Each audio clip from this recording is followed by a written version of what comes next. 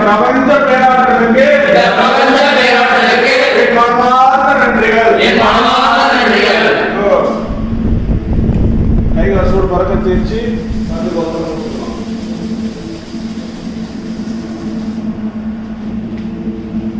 breathe in, hold, breathe out. 8 count, மூச்சை இழுக்க 8 count, நிறுத்த 8 கவுண்ட், வெளியில விட 8 கவுண்ட், திரும்ப அடுத்த மூச்சு எடுக்கிறதுக்கு முன்னாடி 8 கவுண்ட்.